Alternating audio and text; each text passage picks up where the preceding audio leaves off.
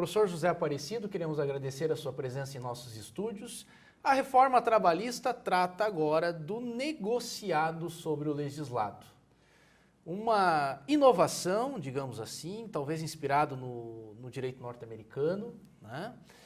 E pergunta ao senhor, professor, nós temos aí uma CLT que já está em vigor desde 1943, há mais de 70 anos, com uma série de regras estipulando jornada de trabalho, equiparação salarial, uma série de situações materiais e processuais. E aí a reforma trabalhista chega e estabelece a possibilidade dos sindicatos negociarem cláusulas, né, em acordos e convenções coletivas que estejam, digamos assim, que possam prevalecer sobre a lei.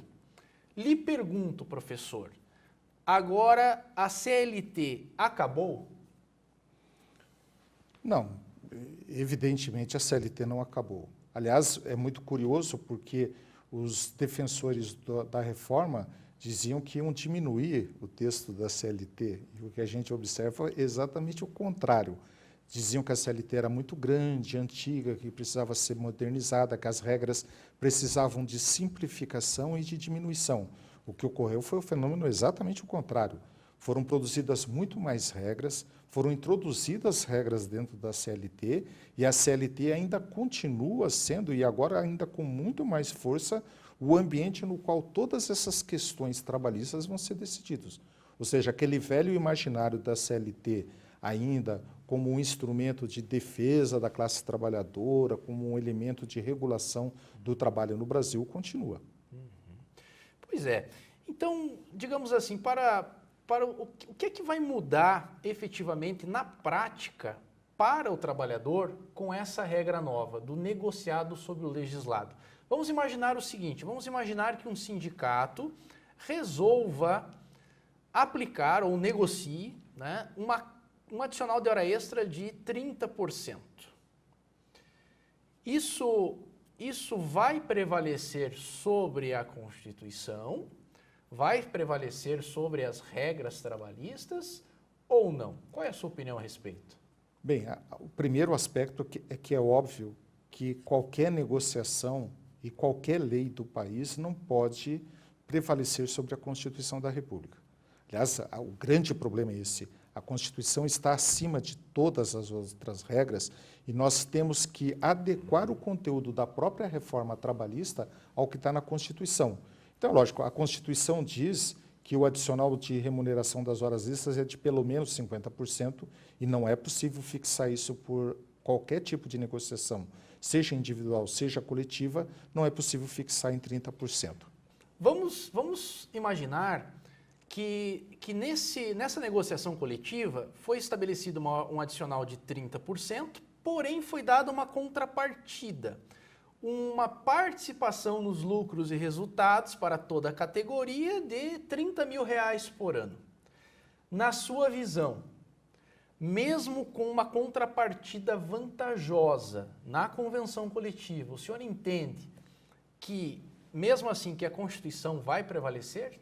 Sim, a Constituição prevalece. Aliás, é interessante que, a esse respeito, a própria Lei 13.467 da Reforma Trabalhista dispõe expressamente que, mesmo a inexistência de contrapartida específica na negociação, a negociação prevalece, ou seja, a contrapartida não faz mais um elemento, não é mais um elemento lógico da interpretação das negociações. Não importa se tem contrapartida ou não, o que importa é a Constituição está acima de todas as normas. E a Constituição é o nosso norte e é a Constituição que determina o seu nível de aplicação. E não é só no texto legal constitucional dizer que o adicional é de 50% que é importante. É que todo o sistema de proteção da Constituição se estende à própria interpretação dos institutos jurídicos. E é aí que há um grave conflito com a reforma trabalhista, porque a reforma trabalhista, em vários aspectos, parece que vai contra essa linha geral dos princípios trabalhistas, principalmente os do artigo 7º da Constituição da República. E agora, em relação, professor, às normas infraconstitucionais, o senhor acredita que o negociado prevalece, por exemplo, sobre um adicional de insalubridade de grau médio, que é de 20? O senhor acredita que isso está afeto à negociação, que isso pode ser atingido pela negociação, que é considerado uma norma, digamos assim, de medicina e segurança do trabalho, né? Esse tema vai ser muito discutido ainda nos tribunais, mas eu acho que antes tem uma questão importante a ser delimitada. A negociação de que nós estamos falando, que foi mencionada, é sempre a negociação coletiva.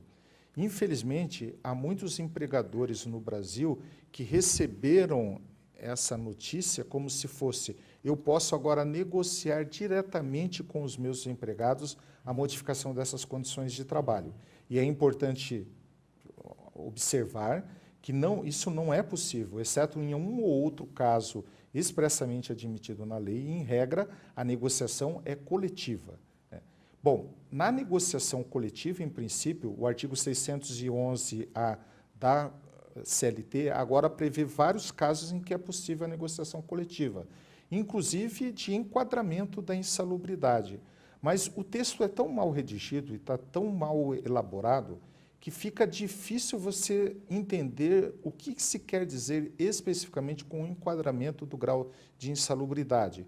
Porque se é dizer, por exemplo, que ruído, em vez de estar enquadrado no nível médio, pode estar no nível, por exemplo, inferior, no nível baixo, e em vez de receber 20%, vai receber 10%, eu acho que é uma tendência de se considerar inconstitucional esse tipo de estipulação. Por quê? Porque a Constituição da República prevê a prevenção, a segurança e a medicina do trabalho como direitos do trabalhador. E não poderia uma lei ordinária instituir uma regra que diminua esses direitos em prejuízo da classe trabalhadora. São justamente questões de interpretação constitucional como essa que vão estar agora em debate nos tribunais trabalhistas. E o senhor citou alguns exemplos e eu me recordei sobre o intervalo, o intrajornada, né? O intervalo de almoço, o intervalo de ceia. E a reforma prevê a possibilidade de, via negociação coletiva, a redução do intervalo de 1 hora para 30 minutos. Nós sabemos que na prestação de serviços, dependendo do ramo de atuação, né, na prestação de serviços, você pode muitas vezes almoçar em meia hora, mas na indústria, uma indústria grande, que tem ali 1.000 empregados, 500 empregados, muitas vezes os empregados ficam na fila, ficam aguardando o momento para bater o cartão, o momento para pegar a bandeja. E eu lhe pergunto, professor, o senhor, no seu entendimento, o negociado sobre o legislado pode prevalecer também sobre esse intervalo? Bem, há uma norma expressa da CLT agora, né, no artigo 611, a esse respeito. Eu acho que o grande equívoco dessa norma é justamente tratar de uma forma igual situações completamente diferentes. Você já praticamente deu a resposta. Quando você tem 30 minutos em determinadas atividades em que é impossível se obter o necessário descanso e preservar a higiene do trabalho em apenas 30 minutos. Atividades, quando elas são muito cansativas, eu acho que não poderia... Construção civil é o típico exemplo, né? É. A construção civil, você possibilitar que alguém que trabalhe na construção civil tenha intervalo de apenas 30 minutos, é, no mínimo, uma irresponsabilidade. Seria uma responsabilidade dos sindicatos dos trabalhadores, eu creio que eles não vão fazer esse tipo de ajuste, até porque não tem sentido, não há necessidade, mas mais grave vai ser nas indústrias, principalmente nas indústrias que requerem trabalho contínuo e trabalho pesado. Eu acho que isso vai não só prejudicar a saúde dos trabalhadores, mas principalmente vai aumentar o risco de acidente e doença ocupacional. Ou seja, os objetivos vão ser alcançados, vão ser exatamente, o que vai ser alcançado é exatamente contrário aos objetivos constitucionais. E, por isso, eu suspeito da própria constitucionalidade dessa regra no momento em que estende a todos os trabalhadores, considerando que é fato provado, inclusive em estudos de medicina, que o intervalo é importante para a recuperação da saúde física e mental, principalmente mental, dos trabalhadores. Agora, a gente falou de negociação coletiva e o senhor mencionou algumas questões de negociação individual, o senhor acabou citando isso, eu me recordei de um artigo da Reforma Trabalhista que traz, digamos assim, a possibilidade de negociação em âmbito individual, que é aquela situação do empregado que recebe mais de 2 tetos da Previdência e que tem nível superior. Eu lhe pergunto, alguém que ganha, doutor Aparecido, mais de R$ 11.063 hoje, digamos, que está mais ou menos o teto da Previdência, multiplicado por 2, mais de 11.000, 12.000 reais por mês, e tenha curso superior, ele tem condições de impor a sua vontade no contrato? Essa é uma questão difícil. Eu diria que a tendência da resposta é dizer não imediatamente. Mas é perfeitamente possível existirem empregados que ganham mais do que 11.000, 12.000 reais e que tenham efetivamente condição de negociar. Existem trabalhadores nesse quadro, mas esse não é o trabalhador típico que vai entrar com uma ação trabalhista ou que vai dar problema para a empresa. O que eu acho que é problemático nisso é fixar em 11.063 qual é a matemática, qual é o quadro mágico que me diz que alguém que recebe 11.000 não tem condição de negociar individualmente, aquele que recebe 12.000 tem condições pessoais. Um centavo a mais. Um pouquinho a mais Ou seja, o problema não é nunca em termos de valor monetário do salário. Não é o salário que define o homem. Não é o salário que define a função que ele exerce. Eu acho que, em muitos casos, haverá uma deturpação no sistema por conta, por exemplo, vamos pensar num jogador de futebol. O Cristiano Ronaldo. O Cristiano Ronaldo é um ótimo exemplo, porque um Cristiano Ronaldo ele tem condições, efetivamente, de negociar as condições de trabalho dele. Mas os outros trabalhadores, muitos e muitos jogadores de futebol no país, que estão em clubes de futebol, que é às vezes, que é a grande maioria, às vezes recebendo mais do que 11.000 reais, do que 12.000 reais por mês, ainda assim vivem numa situação de grande dificuldade de negociação.